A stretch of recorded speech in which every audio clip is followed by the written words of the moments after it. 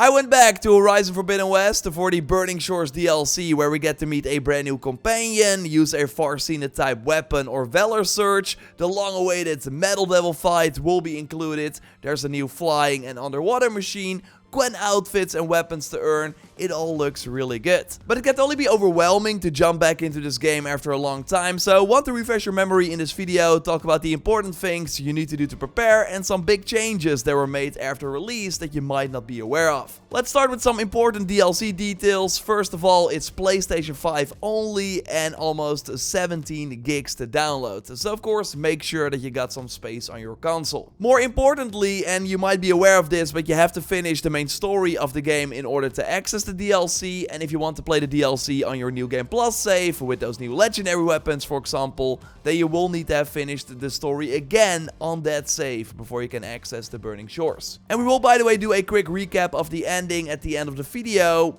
It's handy to know because this story is a continuation and real endgame content, which also means that they will throw the most powerful machines at us. We already saw an Apex Slaughter Spine in the DLC gameplay, which is at level 64, the highest level machine you can also encounter in the Forbidden West. And I think it's smart to already fight at least one of them and take out some other Apex variants before jumping into the DLC. These Apex variants spawn more after killing a lot of the regular ones, and they also spawn more during night, and you can of course change the time of day at one of the many shelters before heading out. I was getting into the groove of combat again with my very fun Machine Master playstyle that is also really cheap resource wise. I'm using the Tanact Tactician, a legendary outfit you can of course buy in Thornmarsh. Override a mount machine, make them aggressive, and they basically have this pet that you can summon at any time. They will take the attention away from you so you can easily do your attacks, although this machine pet will also deal a ton of damage for you. Probably my preferred playstyle for heading into the DLC, although that warrior bow build that I showed you many times before in the past is still amazing too, where I freeze an enemy first with the renegade warrior bow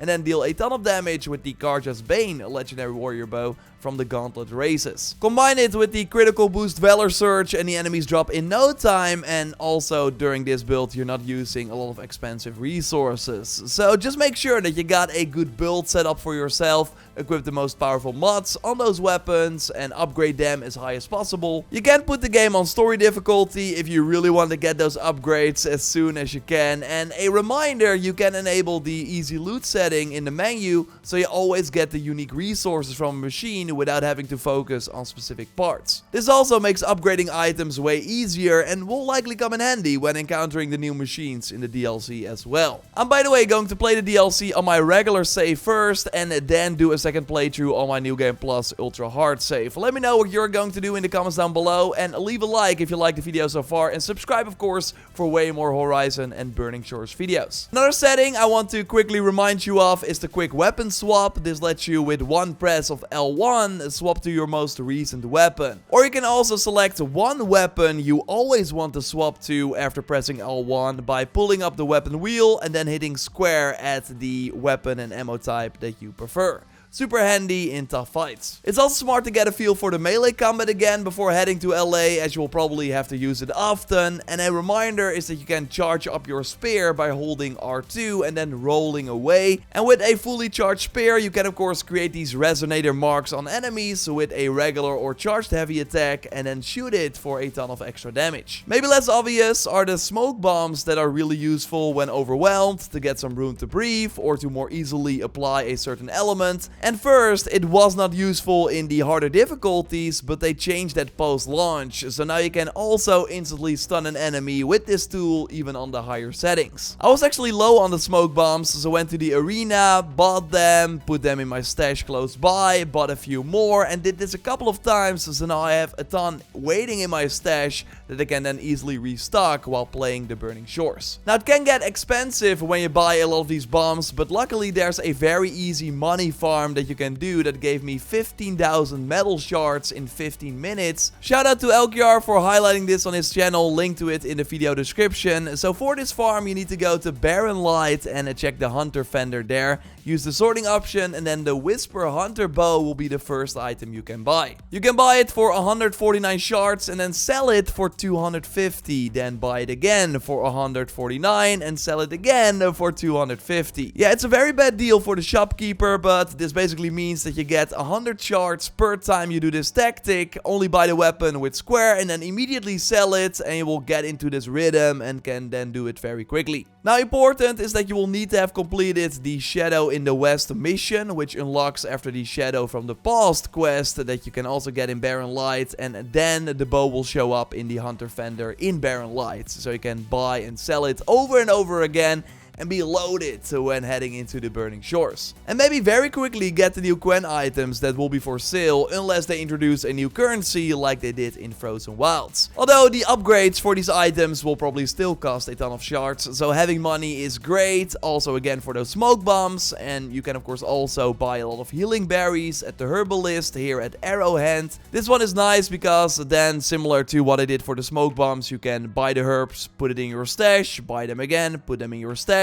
Just nice, because they will of course come in handy in the DLC. You can also buy fast travel packs here at the Hunter Vendor and do the same tactic, so you can very easily fast travel in LA, although you can of course also craft these fast travel packs in the wild via the tool menu. And for if you haven't done it yet, upgrade your resource pouch, because then you can carry more of the most valuable items, and of course you can upgrade some quivers as well at the workbench if you haven't done it already. Now take it away, Joyce, because there's way more that is handy to know before you jump into the DLC. Yes, that's right, Jor. They added some nice quality of life additions that you can enable through the settings menu of the game, like disabling pickup animations so that Aloy can gather resources faster. And trust me when I say that it's a huge difference in how quick you'll get through a field of healing berries or picking up Richwood. It also works while on a mount, so grabbing above and underwater resources with the water ring, for example, will be a huge time saver. And again, it's smart to stack up on these resources before you boot up the DLC. They also added some accessibility options like a hold toggle button switch for prying open doors and chests easier, which lets you press the R2 button just once instead of holding it. You are now able to reset your skills in the skills menu with just the push of a button, so maybe this makes it possible to remove some skills and then spend these points on the brand new skills that will be added with the DLC, like this one, where we, after knocking an enemy down, can use the polecaster to strike them. The level cap is probably increased so we can earn new skill points, but with this feature we can maybe unlock these new skills straight away. In your inventory menu, you are now able to see which weaves you have equipped to an armor set thanks to a little checkmark icon next to them, and of course, one of the biggest new features they've added is transmog, so applying the look of your favorite outfit to the armor with the preferred skills and stats. You do this by going to the armor you like the most in terms of look and then pressing the triangle button. You will then use this appearance until you change or remove it, so it also stays the same while equipping different armors for the stats. Which is really great, because then we are still able to rock the look of this amazing new Quen armor we saw in many of the trailers already, while keeping the stats of our probably better upgraded gear. Now, you already mentioned this near the start of this video, but you have to have finished the main story of Forbidden West in order to play the Burning Shores DLC. But if you completed the game around launch like me, which is more than a year ago now, then you can probably use a quick refresher. So let's go over that. Of course, a spoiler warning for if you haven't finished Forbidden West yet.